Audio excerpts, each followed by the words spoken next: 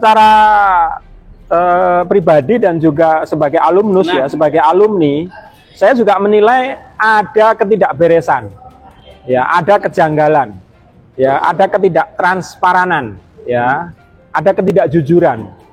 Ya, kalau kemudian secara umum dikatakan tidak asli, ya mau bagaimana lagi? Saya kira UGM sebetulnya tahu kalau memang mau jujur, gitu ya. Tidak mungkin satu perjalanan akademik seseorang tidak tercatat dan tidak ada satu kronologi yang baik. Ketika itu dinyatakan asli oleh kedua belah pihak ya, bukan oleh satu pihak seperti yang sekarang, kita akan stop untuk membahas masalah ijazah ini. Yang kami namai Rela Agama Bergerak, ya. Alumni bersatu, suarakan kejujuran, karena sampai saat ini hanya karena persoalan yang sepele, remeh-temeh, persoalan yang sederhana, tapi ternyata menjadi polemik yang nyaris seolah-olah tidak berkesudahan dan berkepanjangan.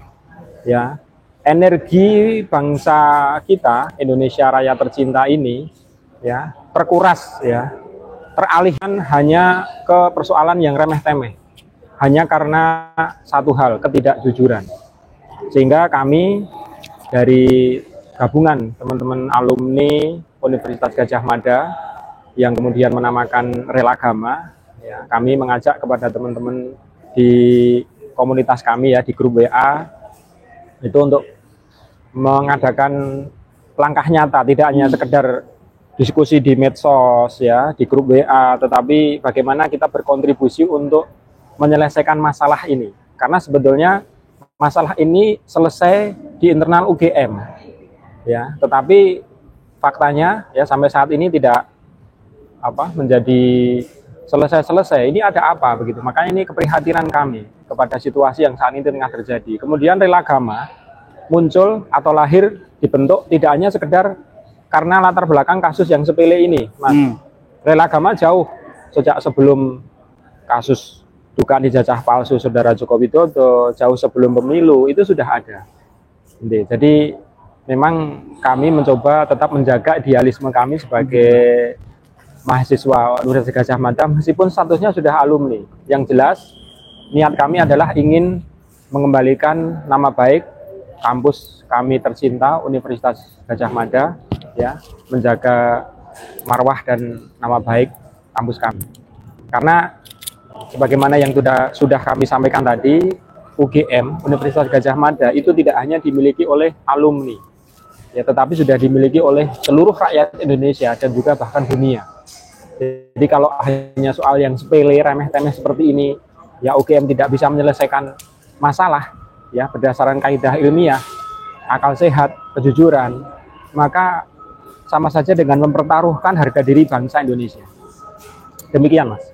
Ya, Mas Bangun, sebenarnya sejauh mana sih, Mas Bangun, kalau kita lihat di media sosial kan, sebagaimana disampaikan Bareskrim, fotokopi ijazahnya Pak Jokowi kan sudah ditunjukkan tuh melalui layar. Nah, bagaimana tanggapan di antara alumni nih, Mas Bangun nih? Karena Mas Bangun kan melihat ada grup alumni.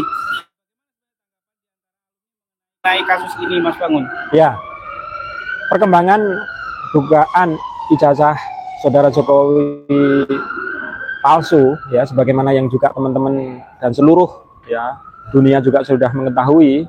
Bareskrim sendiri kan sudah sempat menyampaikan, ya, bahwa ijazah Saudara Jokowi identik, ya, padahal yang benar kan adalah otentik. Ya, keterangan dari pihak kepolisian sendiri yang menurut kami secara akal sehat itu tidak masuk akal, ya, apalagi setelah, ya, kita semua juga sama-sama ketahui bersama, ya, Pak Betor menyampaikan bahwa ternyata di UPP, Universitas Pasar Pramuka, itu ternyata menjadi produsen, ya, untuk. Nah, ini kan sebetulnya menjadi sesuatu yang kemudian kami tidak bisa tinggal diam. Bukannya kami ingin mengganggu, ya, proses yang sudah berlangsung, ya, tetapi kami mencoba untuk mengambil sikap, ya. Itu adalah hak kami sebagai alumni untuk bersuara, ya. Jadi sama sekali kami juga tidak punya niat untuk menambah masalah dari yang sudah berjalan. Intinya itu Mas, justru karena keprihatinan kami, hal yang sepele tapi jadi bertele-tele. Oke, terakhir Mas Bangun.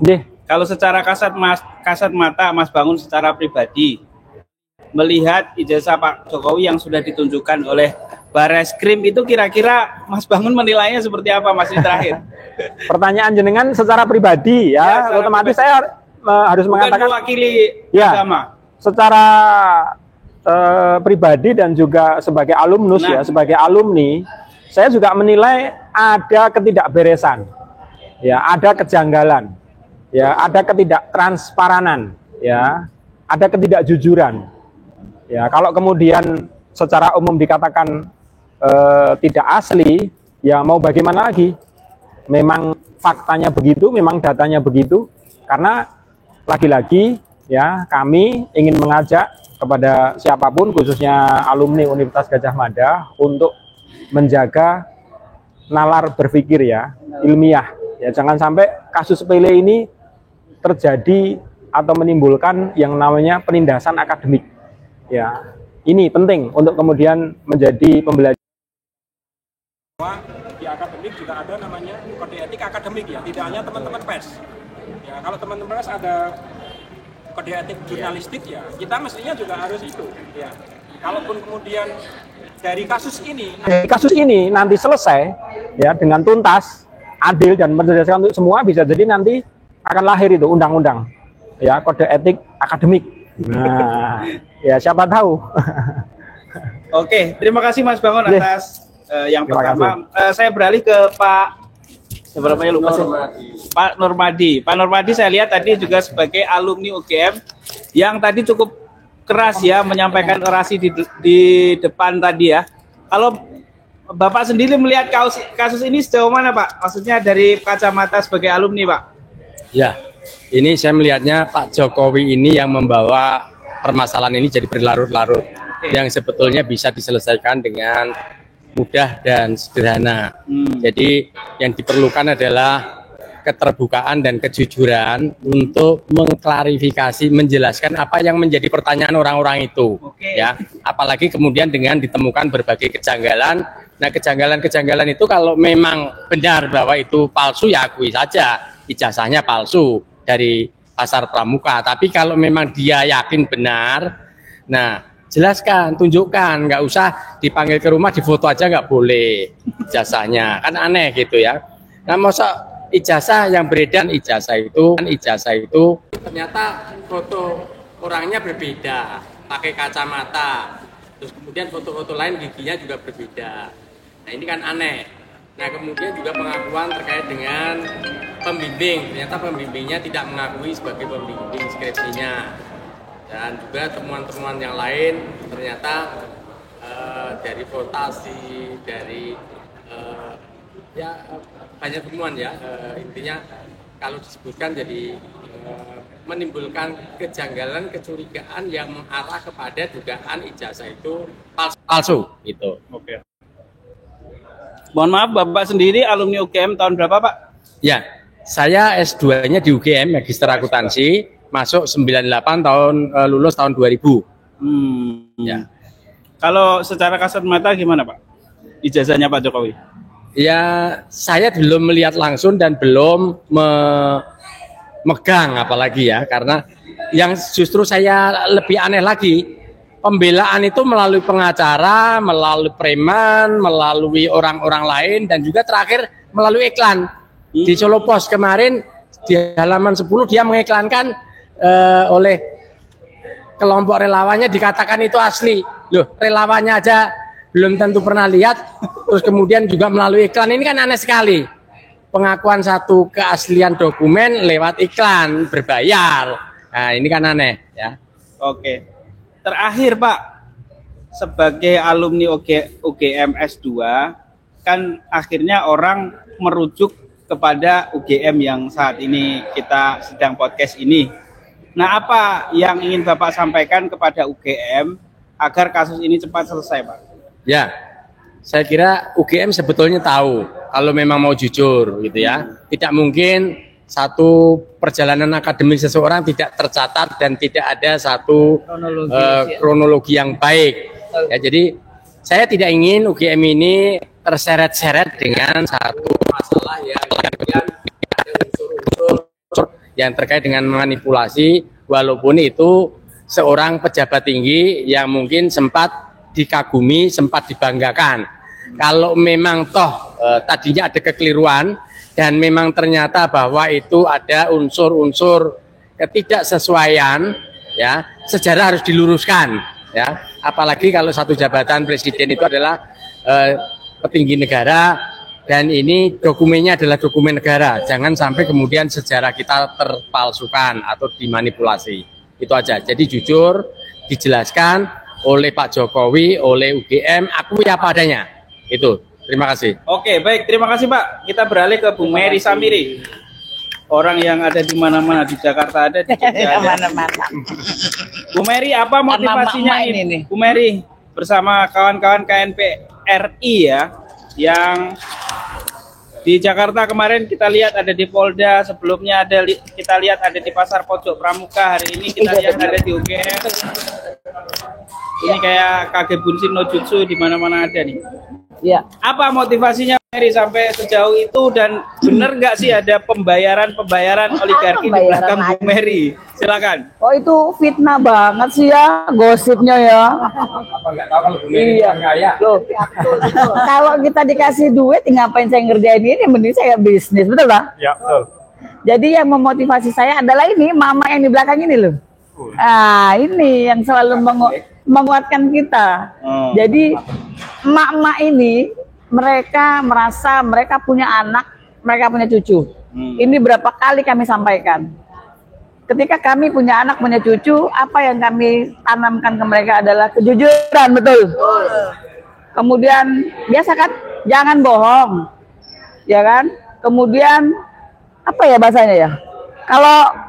Kalau anak sekolah itu ya, yang kecil aja, jangan nyontek, ya. Tapi ini udah sangat besar.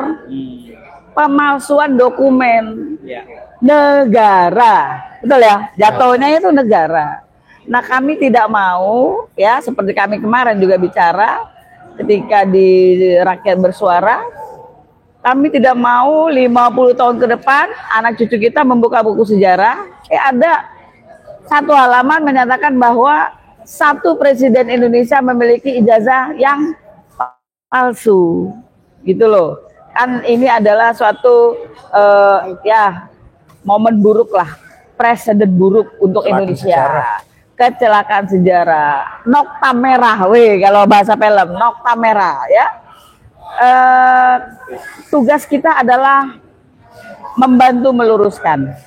Kami mama bukan ahli hukum, kami juga bukan pengajar, tetapi kami punya hati nurani. Sehingga untuk penyelesaian, bukan penyelesaian sih, membantu, mendorong. Hanya ini yang bisa kami lakukan, menyuarakan. Karena KMPR itu tagline-nya apa, Bu? Selalu bersuara di setiap ketidakadilan. Makanya kami ada di Tom Lembong, kami ada di ijazah palsu, kami ada di PIK 2, ya kan? Dan itu akan kami teruskan, insya Allah. Begitu, Bang. Oke. Terakhir, Bu Mary. Jika seandainya Bu Mary, Pak Jokowi menunjukkan ijazahnya dan terbukti asli, original dari UGM misalnya, apa yang ingin dilakukan oleh Bu Mary dan kawan-kawan? Oke, besok kan gelar perkara khusus. Semoga saja di situ sudah finish, sudah final attack. Jangan diulangi lagi. Kemarin 15-16 April kita kesini sama ke Solo. Kita pikir udah bisa ngeliat tuh ijazahnya. Karena kan Pak Rismon, Bang Rismon, Bang Suryo, sama Dr. Tifa juga menyertai ke sini kan. Besok itu tim TPO sudah memberikan sejumlah nama tim ahli yang akan ikut dalam gelar perkara khusus. Begitu juga dari pihak Pak Jokowi sudah juga. Nah, kita berharap besok sudah mendapatkan satu keputusan. Minimal sudah diketahui apakah ini asli atau tidak. Dan ketika itu dinyatakan asli, ya kita menghargai bahwa memang itu adalah asli. Seperti yang sudah disebutkan juga oleh Bapak Bang Rismon, Bang Rosyulyo dan lain-lain, ketika itu dinyatakan asli oleh kedua belah pihak ya, bukan oleh satu pihak seperti yang sekarang, kita akan stop untuk membahas masalah ijazah ini. Begitu Bang. Oke, terima kasih. Tapi belum tentu untuk anaknya ya. Ya udah, kalau gitu terakhir tanggapannya. Kasusnya beda itu. Kayak film ini berarti berseri ya, bersambung. Ada seri berikutnya. The Power of Jadi Mama kita ya. tetap jalan Bang. Untuk Oke. apapun itu demi Indonesia. Insyaallah. Oke, terima kasih Bu Mary. Amin, makasih. Ini terakhir mungkin dari FTA. Pak siapa Pak? Mohon maaf audionya. Mama. Nah, Mohon maaf ini agak banyak audionya Pak. Iya. Iya, dipegang aja nggak apa-apa. Nah, nggak apa-apa begitu. Ya, betul. Pak, mohon maaf.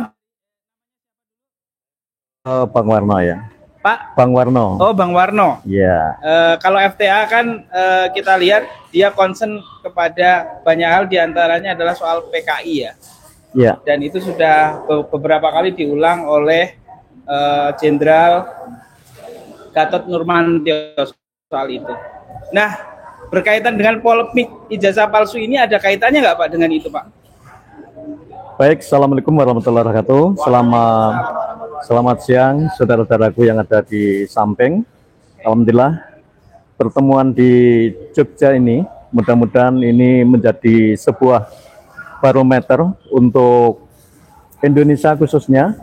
Kita hari ini menyuarakan satu misi bahwa kita sudah meyakini di 10 tahun akhir ini yang tentunya warga negara berkuras pikirannya, apalagi menjelang akhir-akhir dan saat ini belum tuntas, yaitu terkait dengan diindikasikannya ijazah Jokowi yang palsu. Tentunya mengingat bagaimana pergerakan PKI di 65 yang lampau, tentunya indikasi-indikasi ini tidak terlepas dari mereka-mereka yang tentunya ingin bagaimana Indonesia ini tidak stabil, tidak stabil ekonominya, politiknya, dan semuanya.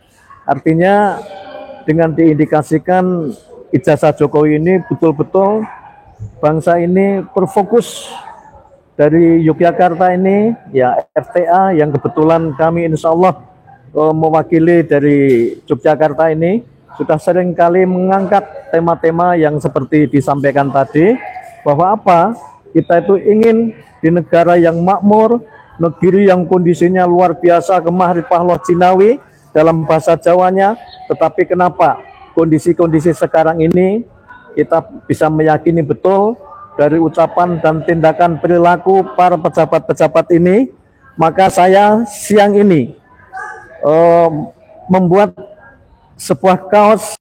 Artinya apa? FTA